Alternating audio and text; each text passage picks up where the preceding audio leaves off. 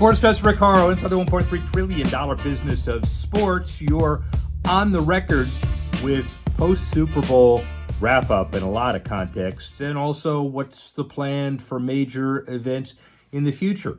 We have the NHL All-Star Nations Series for countries vying for a title, not your normal All-Star game. That'll come next year at UBS Arena. NBA All-Star Game, Daytona 500, Masters, March Madness, U.S. Open, PGA Championship, on and on and on. All about special events and the significance of them. Super Bowl, granddaddy of them all, about $800 million, a tremendously successful event we just had. The bottom line is it confirms the fact that sports can be a healing agent, a cultural swab, basically an opportunity to move forward when times are rough. There's nothing better than what New Orleans did in 6 weeks. Now on to Super Bowl 60 in Santa Clara. You can't wait. Shawn Garrity, the CEO of Circle and also the author and brainchild of SEICon, Sports Innovation Conference, Sports Entertainment Innovation Conference, held last year in the inaugural year in Vegas, will be held the second week in July, bigger and better this year. He's going to talk about all things special events and all things entertainment, hospitality, sharing of information. Shawn Garrity, one of the pillars in the industry. Here he is now. Sports Professor Rick Horrow, inside the $1.3 trillion business of sports. You're on the record with the iconic version of how sports not only survives but thrives. We talked about global media. We've talked about expanding across the pond in a whole bunch of rights ways. But the way you succeed post-COVID these days is by surviving, thriving, and learning from experiences. And one of the people that I've been lucky enough to associate with over the last year is the catalyst for shared learning, shared experiences, thought leadership, the Circle company that he has founded, and also the SEICon special event that was driven last year in Vegas for the first time, but then also the opportunity to generate some new understandings going forward. My good friend Shawn Garrity. Hey, Shawn, how's that for an intro? Are we good with that? Well, first of all, you're the catalyst. I'm happy to be a part of your team, and again, really appreciate you and the content you create and distribute to the world. And very excited to be talking from Vegas. Well, listen, you are in Vegas, but the content that I generate is only as good as the contentors. I'm just the contentee. So let's first talk about the business of the $1.3 trillion business I often talk about.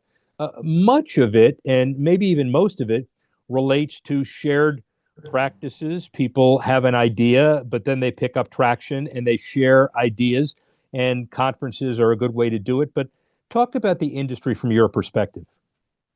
Sure. And it's funny. I have two words that can talk about the convergence of sports, entertainment, hospitality, and really moving the needle. Taylor Swift. Obviously, making light of that a little bit, but not a lot. And you think about what happens in an arena. And from the culinary experience to the entertainment, obviously the mainstay, the sport that we may be engaging in, the brands, the media, the lead ups, the follow ups. It's an amazing world now as you think about the intelligence that exists to gather ROI for brands, to talk about broadcast media and how they can repurpose content, and then all the partnerships that come together. And again, it's all about math. It's all about performance. It's all about partnership still. And obviously the human factor. People don't understand. There still has to be a lot of trust with people that know what they're doing. You can trust they'll make their commitments and foster great outcomes. Taylor Swift is a good example because, 123 million people watched 2 Super Bowls ago when she debuted, 115 million last year, a little passé. It's still over 100 million. And we're coming back for a three-peat, and a lot of it is Travis Kelce, but a lot of it is the newfound audience that's been generated through sports and entertainment. And so it's a bigger Super Bowl than ever, but Super Bowls mean special events. New Orleans has an opportunity to get us a little bit past the horrific Sugar Bowl morning tragedy. And a lot of that is people feeling good about congregating again and people feeling good about special events, no? Yeah, for sure. And obviously, our prayers, everyone's prayers for the tragedy in New Orleans. And I went down there for a 1 day trip last week. Ended up being a 5 day trip, enjoying our winter wonderland blizzard. But getting a chance to talk to a lot of the people down there and just getting a sense of the importance of these types of events to a community like New Orleans. We're not that far away from COVID and the pandemic, where they had a very affected revenue stream. They are tourism based, and things like this are important to communities. And it's great that people are coming from across the world, but it does lift communities and bring prosperity. And I know New Orleans is excited to have everybody, weather permitting. Yeah, weather permitting. The idea of special events in venues that it takes somebody with your acumen and Circle's expertise to be able to design a series of events in a community that it fits hand in glove. There are a lot of communities that were Super Bowl driven that showed off what was the best intentions, but not actually the great results. The Dallas Super Bowl, where it was equidistant, difficult from Dallas, Fort Worth, and Arlington. You have the regional layouts, not Indy, not New Orleans, not Minnesota, not Vegas. And certainly it takes the ability to put the perspective all together to decide what kind of events fit best in each city, right?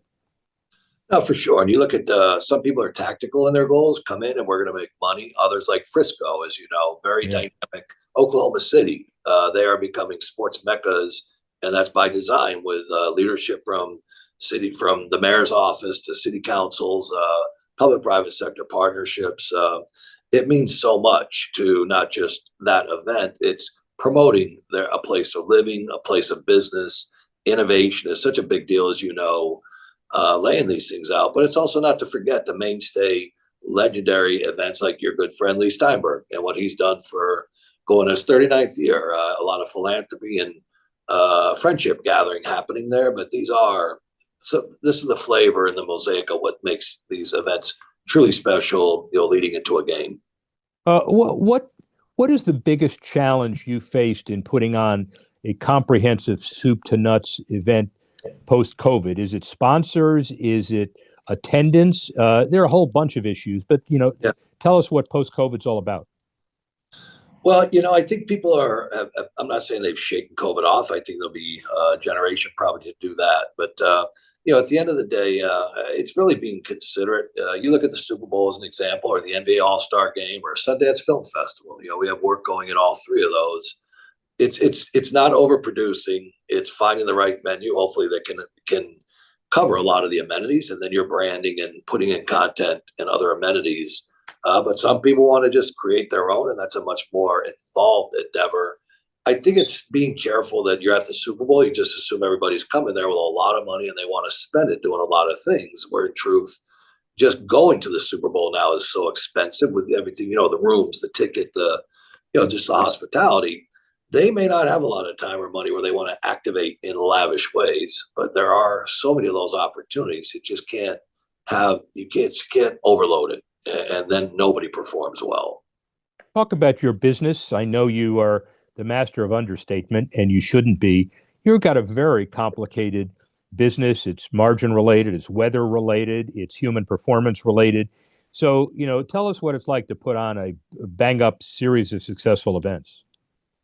No, I appreciate it. And look, I would tell you honestly, we love coming in from the brand side, with the brand having a reason to do something. And then that brand pairs up with the NBA or the NFL, or, with an iconic gathering like Sundance or South by Southwest.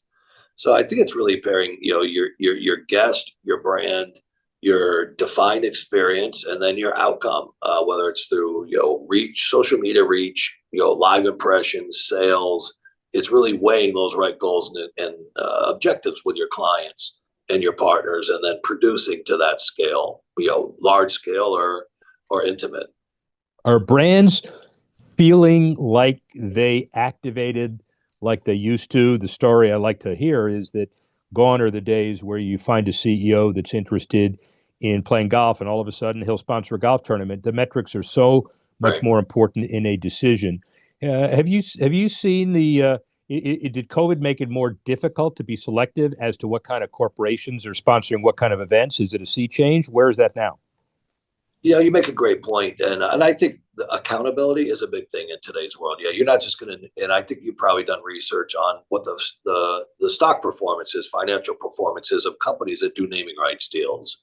Traditionally, over that next 3 to 5 years, a lot of them have not performed well. It could be an indicator. Are you spending your money wisely? And I'm not saying you are or you aren't in those instances, but at the end of the day, there are so many measurabilities now through AI and through database recognition systems and measurables. It's science and it's math. It's hard to say it's an ego spend in today's world, and you're going to get away with that, especially if it's a publicly traded company. And you have to be a little more creative today, not only on the benefits, but how you measure those benefits. I was just reading about how AI may assist us in the future defining the assets and the benefits a corporation may get, but it doesn't happen overnight. So you got to be really creative at telling a corporate CEO and a marketing director, here's what you get. No, for sure. And you look at different models. ESPN is an example. I'm not sure how many people know how many of the bowl games they actually own or they Yeah. exclusively sell through. And a lot of times, I'm not saying the bowl game's a throwaway. I have a lot of respect, as you know, for bowl season and college football playoffs. But all the media values they're getting throughout the year is their main value. Having that naming right to a bowl game is kind of the cherry on top. But you're also looking at how creative people are getting with Duke's Mayo and the Kellogg's Bowl, Tony the Tiger Bowl. They're starting to have some fun at the bowls, but it is a media play at the end of the day. Well, the marketing directors are having fun because they get the ability to name these deals on behalf of ESPN. And I think they lock themselves in a room, have a whole lot to drink, and here comes the Tony the Tiger Bowl. So that may be one of the issues. But the bottom line is that the deal is the relationship between the corporation and the assets because they're in it for the long haul. Gone are the days where you look at a 30-year deal and you don't worry about the return until year 27. You got to produce every single day, right? Yeah, no, absolutely. And we tell our clients all the time, if you're going to do something, make it a 10 pole. Doing one-offs take too much time and money, and you're not going to get enough analytics and enough equity in that to truly monetize it or optimize it. So we tell them, look, if you're going to do something, build it as a 10 pole event, have a strategic plan. Let's talk about your tactics, and then let's thoughtfully implement that and grow it over time. How do you avoid the clutter of, naming is a good example. There are creative names, but there are now 36 bowls, 35 have corporate names on them. The key also is to deliver bang up events surrounding these events, these games, where Right. people are satisfied with the hospitality experience, right? Not just the name of the event. Yeah, we've had the pleasure of being able to build a great friendship with Nick Caporal with bowl season. He's got Right. a responsibility. I still say it's the most undervalued asset in all of sports because you go through one portal with bowl season and you can get to all the bowls and activate thoughtfully across all of them instead of having to put your stake in one bowl game. Or you can cherry pick regions and the types of bowls you want to be a part of to have a great campaign throughout the year. So, as you look at it though, NIL, transfer portal, and players that are sitting it out, and there are just so many variables now that make it a very challenging environment. Here is your and my shout out to Nick. And I will tell you this, I saw him at the Boca Bowl, and he Oh, had good. given us 4 hours of his schedule because he was on to the other game. Ladies and gentlemen, this guy has jurisdiction over 36 bowls. The guy who supposedly is the big honcho that ran the bowl championship and college football playoff only had 11 games. So just saying, that's all we just have to say. Now the 11 games are a little bit different as well. Right. As you design a cocktail for event success, how important is not only television, but how important is social media in that world? I think they're hand in glove. You think about an Instagram world, people are buying products via Instagram, via Twitter, and I think, quite frankly, your eyeball is you're watching a sporting event. I was doing it yesterday. You're watching a sport event. You're on Instagram. Next thing you know, something comes through your feed, and they're knowing what you're liking and where you're going. And I think when you can blend those things together, leading into an event, live at the event, and then retain that relationship moving forward, I think you have to have both. It's a big mistake to ignore one or the other. Yeah. And just a couple other event questions. There are a lot of people who are discussing how important it is as a trade-off between going to an event and having a great experience and sitting at home watching it on better and better televisions and better split screens. There are other people who say, look, they've got to be working hand in glove together because everybody's not going to go to every event, but Right. you got to feel like both of those pieces are working in tandem, or the league and the asset is going to be Right. devalued. What's your thought on all that? No, I think that's absolutely right, and look, nobody does it better than the NFL. Obviously, and you could certainly put the NBA. And as you look at global sports, whether they're coming this year, as you know, cricket was such a big deal, and I think that was done to very measurable success. You have the World Cup coming, the Olympics are coming, and we're working with the country of Australia in a great relationship with the Olympics they're having coming to the city of Gold Coast. So again, I think these groups have got such a great grasp of the media rights, to the social media, to the on ground events and the things that are happening. I think there are a lot of groups doing it very well out there. Yeah, and there will be more in the future also. Talk a little bit. Let's get back to more specifics with Circle and SEICon. You had a great event last year. You have some spin-offs as well. Talk a little about the intent of last July's conference, what you learned, and how it's going to be better next year. Yeah, thank you. And again, thank you for really being our main stage moderator and drivers. The conference brings together sports, entertainment, and innovation, especially innovation with everything that comes into the science, as we've spoken about, previously here. But having somebody on the stage that can have Google Cloud, ESPN, the David Falks of the world, Todd Krinsky, CEO of Reebok, Jasmine Jordan with Jordan Brands, Nancy Lieberman, to the legends, the Oak Views, the all the great players are out there that are serving you your food, creating these environments, bringing together all the social media broadcast elements, health, mental health and wellness, sports sciences. It is an ambitious undertaking, bringing these different types of thought leaders together to weave the proper composite of what this world is. But I think you did such a tremendous job of allowing it to make sense with very different thought leaders coming together in one place. Well, the one thing that basically I still contend is even more important after last year's event is that it's a $1.3 trillion business, maybe even more. When I was growing up in the leather helmet days and we wanted to define the field of sports business and sports law, you were an agent because you found some sucker athlete who called you an agent. Now it's so much broader and so diverse. You don't want to call it sports law, it's sports business, it's marketing, it's administration, it's tech, it's politics, it's every deal making, it's Right. everything involved basically. And if you want to know what the field looks like, just look at your seminars and look at the people who come. It's an amazing event. Thank you for that. And it was interesting. Just a final thought. I was listening to Ringo Starr and some of the other top performers in the UK. They're talking about now they want to relax the intellectual property rights for rights holders like the Beatles, or for Right. Ringo their rights, saying that they've got to be more permissive to allow AI to do what it does. And that is a big thing that we covered at the conference: is law, policy, ethics, and governance of AI.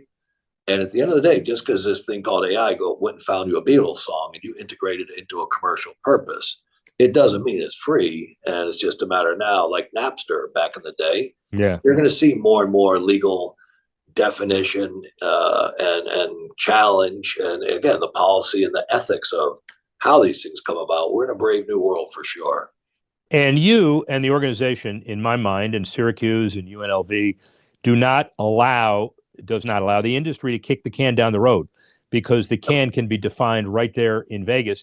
And whether you come to an agreement that everybody agrees to or not, you got to talk about it. And people understand that if you get the best minds in a room, they're going to talk about it, and the industry is going to be better for that, right? Yeah, I think that's the biggest thing with the conference. And I appreciate you mentioning Syracuse University's Fall College and UNLV Sports Innovation, and also USA Today Sports. The biggest thing we said to everybody is bring your A game. Don't dumb it down.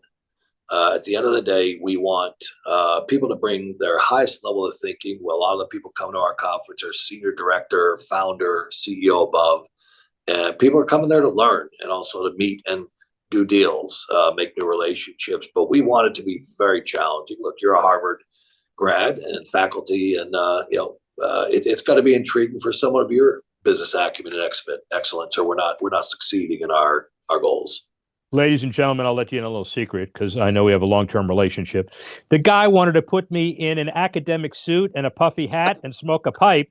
And luckily, we've talked each other out of that. So this year, it's going to be all business and some fun as we did before. But the conference continues to grow with leaps and bounds. Shawn Garrity, where are you personally in SEICon, let's say 5 years from now? Well, first of all, you should have known what I was going to put in that pipe. It would have got very Yeah. Hey, don't go there. We both understand. Might have been a better conference, by the way, but that's another matter. Yeah. Well, we want to be very responsible and thoughtful with it. We're excited about our July conference coming up. We also have February 28th, a micro conference coming up with National Rugby League here in Vegas with a big match they have coming. We're tied in a partnership, a friendship support role with an NFL Biz Week conference. Baltimore's got a great conference coming up here in early March. So we just want to get into local markets, different topics, and build a friendship and an understanding of what SEICon is out to achieve. And for July, that's always our granddaddy event. And we're just excited to bring it into year two. And again, very grateful to you for allowing us to kick it off, stay astride with us on this, and expect great things ahead. The Conference of Mayors, we're very excited about the friendship that has been developed there. Cindy Sisson with Wynwood Drive, Ron Seaver with National Sports Forum. We've got a lot of amazing people that are open to talking and sharing and doing things together, perhaps, where they make sense. Shawn is the best, man. I got to tell you, I'm astride. I'm not ahead. I'm astride. And I'm ready to get into whatever suit you put me in July, open for business. Sports professor Rick Horrow with Shawn Garrity, $1.3 trillion business of sports. Be back with you soon. Well, Shawn has some interesting perspective, especially with all of the things that are coming up in the future. We have some things planned. You'll hear some announcements, and you can hardly wait because all of this is really important post-COVID. What happened in COVID when we almost shut down, maybe for good, sharing of information, survival of the fittest, being creative, all of that means bigger and better for fans, better for teams, owners, and the like, and that's what it's all about. Let's look at our first 5 things that have happened over the last week or two heading into today. Number 1, obviously, the Eagles vanquish the Chiefs. No three-peat, just like the Eagles did it before with the Patriots, no three-peat. And there are only a few teams that have ever done it, the Steelers, the Dolphins, the Patriots themselves. The Eagles, look how they're poised, number 1. More than $1.2 billion in cap allocations between 2025 and 2030. That's not great, they're already committed. But yet much of their core is young. Jalen Carter, Cooper DeJean, Quinyon Mitchell, A.J. Brown, Jalen Hurts, all under 30. Nick Sirianni making $7 million or so a year. The boy genius, you don't want me to call him that, but he certainly is a genius. Howie Roseman is making a significant amount. And Jeff Lurie, the architect that's put it all together, 8th ranked team as far as NFL values, although these values don't mean anything because it's only as valuable as what somebody wants to pay. And I guarantee you, Jeff Lurie has the future of the Eagles well in hand. They're worth $6.75 billion according to Forbes, probably more. And by the way, the Eagles are in a great place before 2032 to begin their stadium negotiations. Before, I remember being involved in that process when it was important to be part of the complex with Citizens Bank Park and the arena for the Sixers and the Flyers. Now they may go in their opposite directions, and the Eagles may make a stand, and the real issue is going to be open air. Jeff Lurie loves the cold weather. He loves appealing to the fans, but the economics for the community is wrapped up in a dome. Final Fours, conventions, religious revivals, and the like.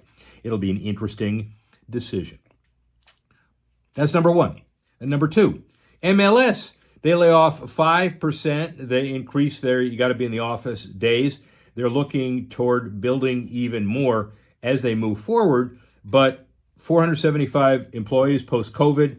They reduced the staff by at least 5%, and effective April 7. The real issue is sending a signal. Are they moving forward? Obviously, with Messi and the FIFA Club World Cup coming up this next year, which is huge, it's moving in a positive direction. The Austin All-Star Game, the third week in July, a big hit. So don't bet against the MLS. That's number 2. Number 3, ESPN this last couple of weeks tied in a long-term streaming relationship with Major League Rugby, MLR, the league's 8th year. They're going to come across all international plateaus. This gets a guaranteed circulation, 18 regular season MLR games. They'll also converge with the Fox Sports Network and the Rugby Network. The 2025 MLR season begins on February 15, and obviously it's a big deal heading into the Olympics, which, believe it or not, is only 3 years away. That's number 3. Number 4, Live Golf. They strike a deal with ITV for their international broadcast package. All 14 events in the 2025 season. ITVX primary platform, delivering live and weekly highlights shows produced by Live Golf. And the standalone Global Sports League is what they're calling themselves. They're coupling play with the deal they did with Fox, South Korea, MoveStar Plus in Spain, and otherwise. And by the way, I think we're pretty close as far as negotiations are concerned. The Trump Justice Department, his proclivity toward Live, the opportunity to get personalities out of the way and talk substance, a deal may not be that far off, notwithstanding the hug it out last 2 summers ago with nothing happening. This may be different. That's number 4.